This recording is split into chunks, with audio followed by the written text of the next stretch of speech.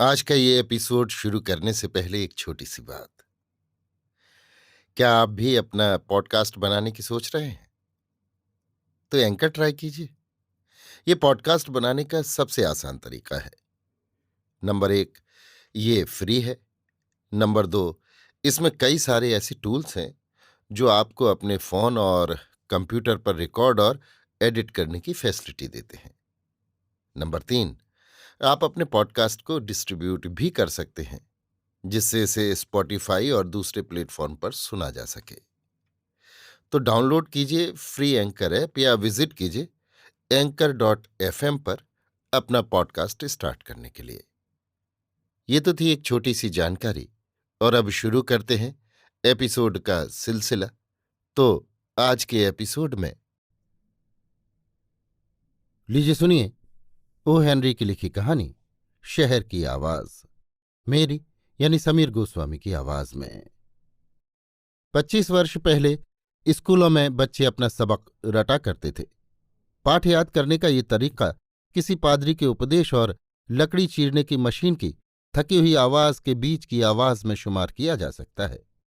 मेरा मतलब किसी का अनादर करने का नहीं है, क्योंकि हमें लकड़ी और भूसे की भी उतनी ही जरूरत है। शरीर शास्त्र की कक्षा में से सुनाई देने वाला एक सुंदर और बोधप्रद मिसरा अब तक याद है। पांव की हड्डी इस शरीर में सबसे लंबी है। भौतिक शास्त्र और आध्यात्म विद्या संबंधी सारा ज्ञान यदि इसी तरह सुरीले और तर्कसंगत ढंग से विद्यार्थियों के दिमाग में उतारा जाए तो कितना अमूल्य वरदान सिद्ध हो। परंतु हमारा शरीर शास्त्र, संगीत और दर्शन का ज्ञान अधूरा ही रह गया। उस दिन मैं बड़े पशुपेश में पड़ गया। मुझे किसी विषय पर प्रकाश डालना था। मदद के लिए मैंने स्कूल के दिनों की याद की, किंतु वहां की सख्त बेंचों पर बैठकर गुनगुनाते स्वर में रटी हुई तुकबंदियों ने मेरी कुछ भी सहायता नहीं की। शहर की सामूहिक आवाज का वर्णन करने वाली एक भी अर्धाली मुझे याद नहीं आई। मेरा मतलब है विशाल जनसमुदाय का ज़बानी संदेश, या दूसरे शब्दों में कहें तो बड़े शहर की आवाज। शहरों में व्यक्तिगत आवाजों की तो कमी नहीं। कवियों की कविता, झरनों की कलकल, अगले सोमवार तक $5 उधार मांगने वालों की विनती, अतीत के सम्राटों की कब्रों पर खुदी इबारतें, फूलों की मूक भाषा, बस के कंडक्टर द्वारा की गई सावधानी की सूचना, या सुबह 4 बजे से ही सुनाई देने वाली दूध के डब्बों की खटखटाहट, ये सब तो समझ में आ सकता है। बहुत से लंबकर्ण ये भी दावा करते हैं कि मिस्टर जेम्स की नासिका से छूटी हवा के कारण उनके कान के पर्दे पर हुई हलचल भी उन्हें साफ सुनाई पड़ती है। परंतु शहर की आवाज का अर्थ समझने की शक्ति किसमें है? एक बार मैंने इसे सुनने की कोशिश की। सबसे पहले मैंने ऑरेलिया से पूछा। वो सफ़ेद कपड़े पहने हुए थी। उसके टोप में कुछ फूल खोंसे हुए थे और जहां तहां फीते और झालरें लहरा रही थीं। हकलाते हुए मैंने पूछा, इतना तो बताओ कि ये महान, विशाल और बिखरा हुआ शहर क्या कहना चाहता है? इसकी कुछ न कुछ आवाज तो जरूर होगी। क्या ये तुमसे कभी बोलता है? तुम उसका क्या अर्थ लगाती हो? माना कि आदमियों का विशाल समूह यहां रहता है, परंतु इसका कुछ न कुछ हल तो होना ही चाहिए। ऑरेलिया ने पूछा, भानुमति के पिटारे की तरह? मैंने कहा, नहीं नहीं, ये पिटारे बिटारे की बात नहीं। मेरा अंदाज है कि शहर की कुछ न कुछ आवाज जरूर होती है। जिसके कानों में सुनने की शक्ति है उसे वो कुछ न कुछ सुनाता ही है। ये बड़ा शहर तुमसे क्या कहता है? ऑरेलिया समझदारी से बोली, हर शहर की एक कहानी है। हर शहर की आवाज में फिलाडेल्फिया की आवाज प्रतिध्वनित होती है, और इसलिए वे सब एक मत हैं। मैंने विद्वता छांटते हुए कहा, इस शहर में 40 लाख की आबादी है, जिसका हर आदमी इस छोटे से टापू पर घिरा हुआ है। सटोरिये रूपी भेड़ियों से घिरे हुए निरे मेमने इतनी छोटी सी जगह में इतने व्यक्तियों के समावेश के कारण विविधता में भी साम्य के दर्शन होने चाहिए। एक प्रकार की समानता जो किसी साधारण माध्यम से अपनी आवाज सुना सके। विविधता में छुपा ये सामंजस्य किसी एक विचार में घनीभूत होकर जरूर दिखाई देना चाहिए, जिसे हम शहर की आवाज कह सकें। ऑरेलिया मोहक ढंग से मुस्कराई। वो एक ऊंचे चबूतरे पर बैठी थी और दीवार पर उगी हुई बेल की एक शोख टहनी उसके कान से खिलवाड़ कर रही थी। उसके चेहरे पर चांदनी की किरणें झिलमिला रही थीं, परंतु मैं वज्र के समान निश्चल खड़ा हुआ था। अंत में मैंने कहा, इस शहर की आवाज क्या है, मुझे ढूंढना ही चाहिए। और शहरों की भी आवाजें होती हैं। मेरे शहर की आवाज जानना मेरा फर्ज है। मैं इस चुनौती को स्वीकार करता हूं। न्यूयॉर्क को मैं ये कहने का मौका नहीं दूंगा कि दोस्त, मेरे पास कहने सुनने लायक कोई बात ही नहीं। और किसी शहर की ये हालत नहीं है। शिकागो बिना किसी संकोच के कहता है, मैं अवश्य कहूंगा। फिलाडेल्फिया कहता है, मुझे कहना चाहिए। न्यू ऑर्लियन की आवाज है, मैं ऐसा कहा करता था। और लुईविले का नारा है, कह दूंगा, मुझे कोई परवाह नहीं। सेंट लुई की सकुचाती आवाज है, माफ करना। जबकि पिट्सबर्ग की लताड़ है, भाड़ में जाओ। तो फिर न्यूयॉर्क ने ही क्या बिगाड़ा है? ऑरेलिया मुस्करा दी। मैंने कहा, अच्छा, तो मैं और कहीं जाकर ढूंढता हूं। मैं एक महल में पहुंचा। संगमरमर का फर्श, शीशम की छतें और कानून की नजर में पाक पीतल की रेलिंग पर पांव जमाते हुए उस इलाके के सबसे बढ़िया कलाल बिल मकसन से मैंने पूछा, बिल, तुम न्यूयॉर्क में कई वर्षों से रहते हो। ये तुम्हें नाच और गाने की कौन सी आवाज सुनाता है?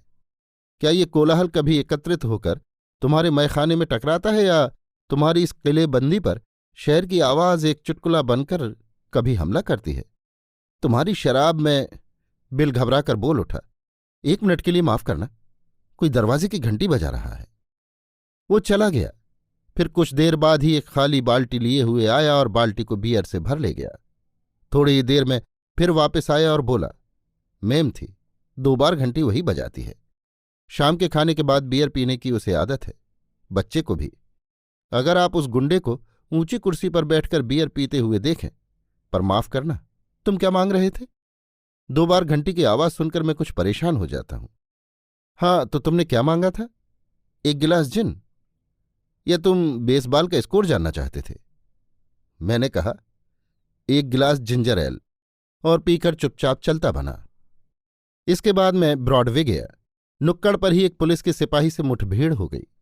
उनकी आदत होती है कि वे बच्चों को गोद में उठा लेते हैं, औरतों की सड़क पार करने में मदद करते हैं और पुरुषों को दबाते हैं। मैंने उससे पूछा, अगर आपके काम में खलल न पड़ती हो तो एक बात पूछना चाहता हूं। आप न्यूयॉर्क शहर को घंटों तक चलते फिरते देखते हैं। शहर की आवाज पर नियंत्रण रखना आपका और आपके भाइयों का ही काम है। इस हालत में शहर की आवाज आपकी समझ में जरूर आई होगी। रात की नीरवता में पहरा देते हुए आपने उसे जरूर सुना होगा। इस कोलाहल और चिल्लपों की आत्मा क्या है? शहर आपसे क्या कहता है? अपना डंडा घुमाते हुए सिपाही बोला, दोस्त, शहर तो मुझसे कुछ भी नहीं कहता।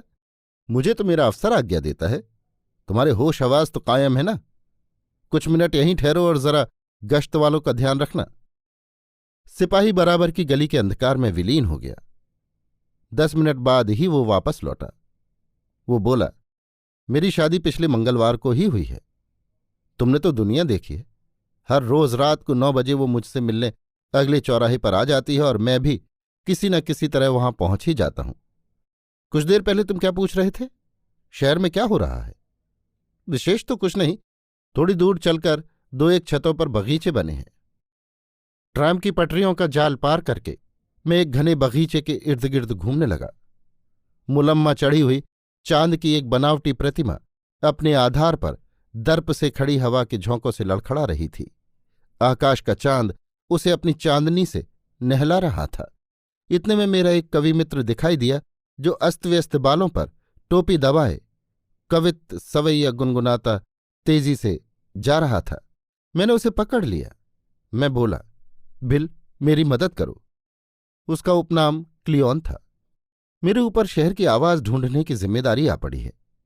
वैसे तो ऐसी बातों का निर्णय करने के लिए हेनरी क्लूज, जॉन सलीवान, एडविन मार्कहम, मे इरविन और चार्ल्स श्वाब की मिलीजुली राय ही काफी है। लेकिन ये मामला ज्यादा संगीन है। हमें तो शहर की आत्मा के अर्थ की व्यंजना करने वाली विशाल काव्यमय और रहस्यपूर्ण आवाज की जरूरत है। इस काम में तुम मेरी सहायता कर सकते हो। कुछ वर्ष पहले एक आदमी ने नियाग्रा के प्रपात का स्वर निश्चित किया था। पियानो के खरज सप्तक सा से भी 2 फुट नीचे उसकी आवाज कायम हुई। न्यूयॉर्क जैसे शहर की आवाज के लिए हमें इससे तो कुछ बेहतर स्थान चुनना पड़ेगा। तुम ये बताओ कि यह शहर यदि बोल सके तो क्या कहेगा? इसकी आवाज गंभीर और दूरगामी तो अवश्य होगी। इसमें दिन भर के वाहन व्यवहार का कोलाहल रात का संगीत और अट्टहास, डॉक्टरों की राय का गंभीर स्वर, पायल की झंकार, दुखियों का क्रंदन, गाड़ी के पहियों की चरमराहट, अखबार वालों की चिल्लपों, होटलों के फव्वारों की कलकल, सब्जी बेचने वालों की तूतू मैमे, पत्रिकाओं के मुख पृष्ठों की अर्धनग्न तस्वीरों की पुकार, पार्क में बैठे हुए प्रेमियों की कानाफूसी, इन सब का शहर की आवाज में सादा मिश्रण ही नहीं बल्कि घुटा हुआ काढ़ा होना चाहिए, और उस काढ़े का सत निकालकर उसका अर्क बनाना चाहिए, ऐसा अर्क जो कानों से सुनाई दे। उसी अर्क की एक बूंद की मुझे आवश्यकता है। हंसते हुए कविराज बोले, पिछले हफ्ते स्टीवर की चित्रशाला में जो कैलिफोर्निया की लड़की मिली थी वो तुम्हें याद है? मैं इस समय उसी से मिलने जा रहा हूं। उसने पिछली बार मेरी बसंत के प्रति नामक कविता अक्षरशः दोहराई थी। आजकल वो शहर की सबसे सुंदर लड़की है। भाई ये तो बताना कि ये टाई कैसी जचती है। 4 टाइयां खराब करके मैं इसे ठीक से बांध पाया हूं। मैं बीच में ही कह उठा, पर मैं तो तुमसे शहर की आवाज के बारे में पूछ रहा था। कवि बोला, नहीं वो गाना तो नहीं गाती, पर मेरी पूर्वी पवन की परी कविता उसके मुंह से सुनो तो मजा आ जाए। मैं आगे बढ़ा। मैंने एक अखबार बेचने वाले लड़के को पकड़ा। इस मसीहा के हाथ में गुलाबी कागजों का एक बंडल था, जिनमें होने वाली घटनाओं का समाचार 2 घंटे पहले ही प्रकट हो जाता था। जेब में रेजगारी खनखनाते हुए मैंने उससे पूछा, बेटा क्या तुम्हें ऐसा महसूस नहीं होता कि ये शहर कभी कभी बोलता भी होगा? ये भाग दौड़, ये व्यवहार, ये रोज होने वाली विचित्र घटनाएं, ये सब यदि मुखरित हो उठें तो क्या कहेंगे? लड़का बोला, मुझे बनाइए मत, मेरे पास फालतू समय नहीं है। सीधी बात बताइए कि कौन सा अखबार दूं? आज मैगी का जन्मदिन है और उसके लिए उपहार खरीदने के लिए मुझे 30 सेंट की सख्त जरूरत है। ये तो शहर के संदेश का मुखपत्र दिखाई नहीं पड़ा, इसलिए मैंने उससे एक अखबार खरीद लिया और उसे उसकी अघोषित संधियां, पूर्व नियोजित हत्याएं और बिना लड़ी लड़ाइयों के साथ कूड़े की टोकरी में फेंक दिया। मैं वापस पार्क में पहुंचा और चांदनी में जा बैठा। मैंने बहुत विचार किया कि मेरे प्रश्न का उत्तर कोई क्यों नहीं देता। एकाएक ध्रुव तारे के प्रकाश की तरह मुझे इसका उत्तर मिल गया। मैं उठा और वापस भागा। हर तार्किक की यही दशा होती है, उसे अपने ही बनाए वृत्त में वापस घूमना पड़ता है। मुझे मेरी शंका का समाधान मिल गया था। मैं उसे सीने में दबाए भाग खड़ा हुआ, मानो कोई मुझे रोककर मेरा राज मुझसे छीन लेगा। ओरेलिया अभी तक उसी चबूतरे पर बैठी थी। चांद कुछ ऊपर चढ़ चुका था और बेल की छाया उसके चेहरे पर आंख में चौनी खेल रही थी। मैं उसके पास जा बैठा। हम दोनों ने देखा कि बादल के एक छोटे से टुकड़े ने कुछ क्षणों के लिए तो चांद पर घूंघट डाल दिया, पर जल्द ही अप्रतिभ और निस्तेज होकर वो दूर भाग गया। और फिर महान आश्चर्य और बेहद खुशी। हमारे हाथ मिले और उंगलियों ने एक दूसरे को जकड़ लिया। ये बंधन खुला ही नहीं।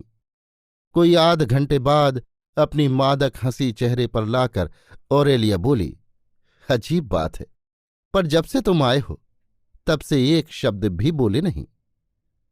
समझदारी से सिर हिलाते हुए मैंने कहा, बस यही इस शहर की आवाज है। अभी आप सुन रहे थे ओ हेनरी की लिखी कहानी शहर की आवाज, मेरी यानी समीर गोस्वामी की आवाज में।